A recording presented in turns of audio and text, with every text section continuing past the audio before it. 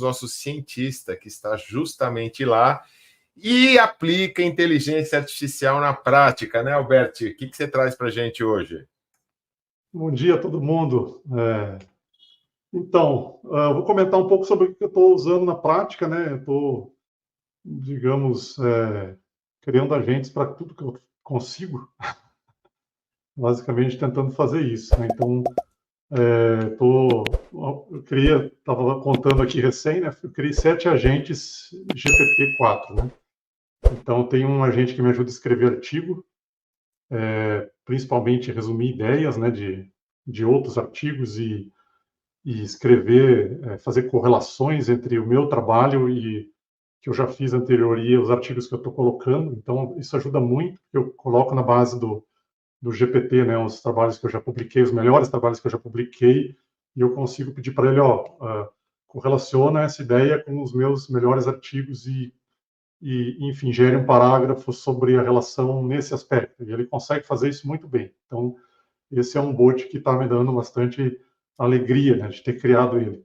Então, assim, eu coloco os meus artigos como PDF lá, eles são públicos, né, estão disponíveis no meu ResearchGate também. Esse foi um bot que está me dando bastante ajuda. Outro que eu criei foi para a construção de projetos, também bastante bacana. Eu consigo colocar o edital do projeto, por exemplo, e colocar alguns projetos que eu já escrevi. Consigo colocar um template do que eu quero escrever do projeto. Eu quero que tenha uma parte introdutória, uma parte que vai falar sobre os objetivos, depois uma parte que vai falar sobre a metodologia do projeto, uma revisão bibliográfica, enfim. E estou usando com bastante sucesso. Já fiz 2 projetos usando ele. Vou dizer que me cortou o tempo de construir um projeto para 1/3, tá, do que eu gastava normalmente para construir um projeto. Tá? Inclusive, depois, o que eu faço? Né? E eu quero tentar automatizar isso mais. Eu vou fazendo o projeto, à medida que ele vai amadurecendo, que eu já tenho objetivo, já tenho pontos de partida e coisa e tal, eu gero um PDF e coloco no bot, né? E aí isso serve de input para as próximas etapas do próprio projeto. Então, à medida que ele vai sendo construído, eu vou carregando o PDF de novo, pedindo para o bot fazer uma nova análise do PDF, e isso tem me ajudado muito. Escrevi 2 projetos com essa ferramenta, ficaram muito bons, né?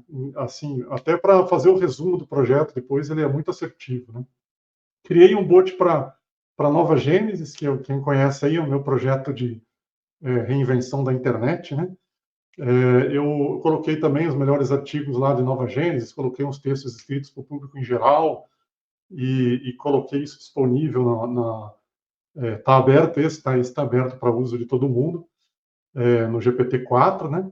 E também tem me ajudado, porque quando eu preciso correlacionar alguma coisa com a Nova Gênesis, é muito simples, eu só coloco o texto, correlaciono isso com a Nova Gênesis, e já sai um texto bastante bacana sobre isso, né? Me ajudou, inclusive, na escrita dos projetos. Então, nesses projetos que eu estou comentando, eu usei 2 bots, né? 3 bots para poder fazer. Fiz a mesma coisa com o meu livro, né? Coloquei o livro também, o PDF dele. E algumas pessoas até me criticaram, né? Falando, pô, você vai colocar o livro lá, o OpenAI vai ter seu livro, né? Eu pensei bastante sobre isso, sabe? E é muito difícil eu conseguir competir com o OpenAI. Então, se o meu livro for usado para o futuro da humanidade, para o GPT-5, GPT-6, eu fico contente que ele responda usando a base do meu livro. Ele deveria me dar os créditos, mas enfim. Não é? Mas enfim, se ele usar meu livro para responder questões no futuro, eu acho que já estou fazendo uma contribuição, né? Mas o Bolt tem me ajudado muito. Albert, tem muita empresa que está bloqueando, cara. Eles botam lá no firewall e GPT, o Gemini, tudo, eles não deixam não, cara. Sim, está acontecendo também. Eu pensei que eu não consigo criar meu próprio OpenAI, né? Então, melhor se juntar com quem está aí na vanguarda. Eu concordo com você, eu só mencionei que tem gente tem empresa que não deixa nada bloqueado não deixa, lá. Aí eu sei que isso vai acabar influenciando, né? No futuro, as novos bots vão ser treinados com isso, novas versões do GPT vão ser treinadas com isso. Mas se desse o crédito seria ótimo, mas se usar para responder e influenciar de alguma forma esse futuro tão complicado que a gente está vivendo, eu acho que já é lucrativo, sabe? A gente ter essa contribuição lá.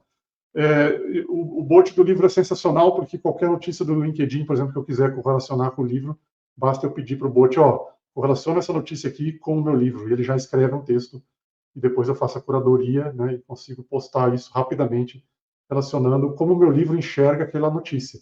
Né? Isso ficou muito legal. Né? Que mais? Bom, criei também um bot para o Renacidade. Né? O Renacidade, não sei se vocês já ouviram falar, é um projeto de reinvenção criativa coletiva das cidades, né? E aí eu criei uma base também usando o conhecimento do Renacidade. Está bem no início, porque a gente tem ainda que transcrever vários vídeos onde teve debates interessantes sobre os modelos e as mentalidades do Renacidade, mas eu quero ver se eu aprimoro esse bot para que ele possa, por exemplo, responder como o Renacidade enxerga uma certa notícia, como o Renacidade enxerga um certo problema. Né? E coloquei lá também, quem conhece aí, né, as contribuições do Ivan Kalas, que são públicas. Né? Então, os PDFs do Ivan Kalas já estão nesse bot do Renacidade, né? Com a autorização dele. Tá? Bom, isso então, o que eu estou fazendo em bots. Né? Eu estou usando também para programação. Tá? Eu comecei a praticar isso melhor agora. Tem alguns problemas de programação que eu tenho que resolver. Então, já testei aí o Copilot do GitHub, que é bastante interessante. Vi um vídeo falando de uma outra técnica, achei que seria bastante interessante testar, que é o Code com o Cloud 3, tá? E aí eu comecei a usar o Cloud com o Cloud 3, me surpreendeu, tá? Estou usando com o Opus, ele consegue uma janela de contexto maior, analisa o meu projeto de código inteiro, tá? Achei muito bacana. Fiquei bastante surpreso com o resultado de usar o Code 3 Opus dentro do Visual Studio, né? Do VS Code da Microsoft. Então, está sendo uma mão na roda, sabe? Analisar contexto, analisar melhorias de código com esse bot aí baseado em Cloud 3, tá? Eu só tenho uma reclamação a fazer desses bots, todos eles, tá? Eu testei o Tab9 também. É muito difícil que ele pegue o resultado de uma análise e já programe a resposta no código. Então, você tem que fazer muita interferência manual ainda no código. E isso me leva ao terceiro ponto que eu vou comentar aqui, que são os agentes. Né? Tentando transformar esses resultados, né, em algo mais produtivo, existem os agentes que permitem conectar essas IAs através de APIs. Eu quero agora testar agentes como tem vários, né? O Devika é um deles, tem o Crio AI é outro deles, que você cria um programa então em Python que consegue usar vários bots ao mesmo tempo e vai refinando, né, os resultados para atingir um certo objetivo. Quero ver se eu consigo colocar o compilador no loop, que seria fantástico, colocar o próprio compilador no loop. Você, por exemplo, dá um problema, eu quero, por exemplo, transformar minhas variáveis dessa forma no programa de uma outra forma. E colocar um compilador para rodar o programa, ver se deu tudo certo, um programa de teste, e aí conseguir, então, ver se aquela mudança no código inteiro foi um sucesso ou não. Tá? Eu estou usando o Cloud 3 através foi perguntado aí, né? Eu acho que o Kimura perguntou. Eu estou usando através de um plugin, tá? Do Visual Studio Code, tá? Deixa eu achar aqui rapidinho, já falo para vocês qual que é. Então, esses agentes estão me surpreendendo bastante, tá? O Code, ele é o nome do plugin, tá? E aí tem um fornecedor aqui, deixa eu ver se eu acho o link dele aqui. Depois eu posto no YouTube, no comentário nesse vídeo aqui, tá? Ao vivo. Posto lá nos comentários quem é que é o fornecedor do Code. Tá? É uma empresa que está fornecendo. Então, eu consigo acessar o Cloud 3 por dentro desse bot. Tá? Mas eu só consigo usar ele para programação, tá bom? Então, assim, agentes feitos em Python, tá? Que conseguem, por exemplo, eu vi um vídeo de uma pessoa que fez uma história inteira em quadrinhos, baseada em vários bots, um que escreve o texto, outro que faz a diagramação, outro gera as figuras, e o código em Python vai fazendo um processo recursivo via APIs, e ele consegue, então, gerar uma história, até que tem um bot que diz, ok, a história está boa, e aí o processo para, né? E já solta um PDF na saída, tá? Eu achei genial esse processo. Então, agentes, tá? Com Crio AI, com Devika, a Microsoft está desenvolvendo o AutoDev, né? que são agentes, tem o LanguageChain também, e aí eu acho legal testar com programação, mas eu acho legal também usar soluções desse tipo que sejam basadas em web, que você não tem que programar, ou seja, low code ou no coding, né? Então, surgindo várias, eu vou comentar só uma aqui, que é o Zapier Central.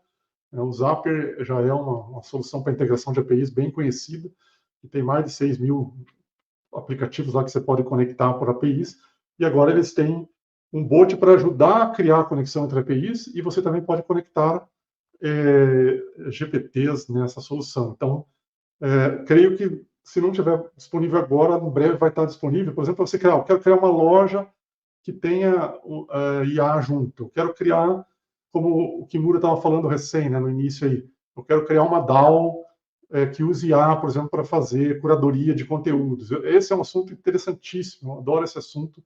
Eu trabalhei disso no meu livro também, tem um capítulo que eu discuto o modelo Renacidade de Governança. Eu gostaria muito de implementar esse modelo numa solução web-based, tá? Para IA, né? Com APIs que você pudesse conectar um calendário, você pudesse conectar, por exemplo, o Google Docs, uma planilha do Excel, né? E gerar resultados para um coletivo. Pode ser sem blockchain primeiro, mas com blockchain já resolveria vários problemas, né? A gente sabe que tem de imutabilidade de informação e de processamento, né? Então, isso eu acho legal, né? Uma coisa que eu comecei a ver que disparou uma luz amarela para mim é que esses bots, esses agentes, eles não são orientados a eventos. Muitos não são orientados a eventos. Eu trabalho com orientação a eventos há 20 anos, né? Fiz minha tese de mestrado, minha tese de doutorado. Toda a minha pesquisa em Nova Gênesis é orientada a eventos discretos. E me parece que seria muito legal se toda ação que acontecesse de interpretar texto, de usar um GPT, uma outra IA, né, uma outra API fosse orientada a eventos. Então, isso seria muito bacana. Aí me disparou uma ideia que eu estou começando a trabalhar, que é transformar a Nova Gênesis num ambiente de eventos discretos distribuído, né? Vou tentar ver o que dá para fazer com isso, né? Seria legal porque eu conseguiria rodar em várias máquinas físicas, PCs comuns, conectar em várias APIs, né? E executar código localmente ou à distância e conectar em GPTs também. Ainda sobre a questão da DAO e das IAs, né, eu escrevi um artigo que eu não publiquei ainda. Na verdade, eu estou analisando esse artigo junto com um cara chamado Marcos Schwartz, que trabalha na Rede Nacional de Pesquisa e Ensino, RNP, sobre ética artificial. Não é a ética dos humanos com relação à inteligência artificial, mas é a ética artificial, é você criar inteligência artificial capaz de fazer ética, né? Cuidar da ética. Eu acho que aí é um caminho para essa questão das DAOs, né? E a última coisa que eu queria falar aqui é sobre inteligência artificial com blockchain, né? Também, um projeto que eu preparei desses, agora que eu comentei, é com blockchain, ou seja, é com a ideia de você ter imutabilidade, né? Então, acho que uma coisa ajuda a outra, né? Você ter imutabilidade tanto dos dados quanto da execução dos programas, você ter certeza que o programa que você está executando através de um smart contract é um programa de fato que foi registrado e não foi alterado, né? Isso é importante para a inteligência artificial, para os modelos, para toda a interação através da inteligência artificial, você ter a garantia de imutabilidade. Por outro lado, você usar o que está em blockchain para treinar IA e criar modelos também é muito interessante, né? No sentido reverso. Trazer da blockchain, trazer dados que são imutáveis, ou seja, não vai se alterar esse dado, você tem garantia do dado, né, para fazer os treinamentos. Então, eu acho que isso tudo alinha muito bem, né, inteligência artificial com a blockchain. Eu acho que imutabilidade deve entrar, não, talvez não logo, mas deve entrar a camada de imutabilidade no mainstream de IA, porque IA demanda imutabilidade. É uma coisa interessante, né? Se existe uma demanda que pode justificar, né, uma entrada mais forte de smart contract, de ideias de imutabilidade em IA, seria por aí, né? IA puxa para isso. Então, uma coisa vai criar sinergia com a outra. Gente, falei demais aí, obrigado pela oportunidade de mostrar um pouquinho. E eu tenho postado no LinkedIn todo o avanço que eu tenho, então se alguém quiser seguir, tem o meu Linktree aí no próprio vídeo, né? Tem o meu LinkedIn, Facebook, Instagram, tenho postado as descobertas lá. Obrigado, gente. Abraço. E Alberti, Pablo Werneck está falando que não conhecia você, está elogiando toda sua fala de hoje. O Odair Souza quer saber como ter acesso ao seu livro. Onde está a venda, Alberti? O livro está no Clube de Autores, tá? Clube de Autores. Novos Renascimentos, Impactos da Tecnologia na Transformação Completa da Sociedade. Tem Clube de Autores, tá? É só buscar na internet Clube de Autores. Isso.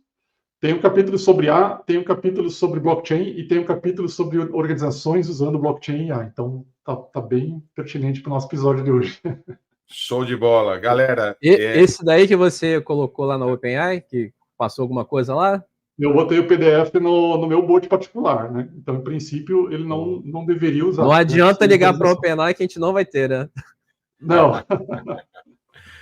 Boa. Você pode interagir com o bot, né? Do livro, né? Eu até não liberei o bot do livro ainda, porque eu quero testar ele melhor, ver se ele não vai falar alguma bobagem, ainda tem que treinar ele melhor. Mas assim que tiver bem consolidado, eu provavelmente vou liberar o GPT-4 do livro. Tá? Então, se você não tiver o livro, você vai poder fazer perguntas como o livro enxerga isso, pelo bot. Excelente. Pessoal,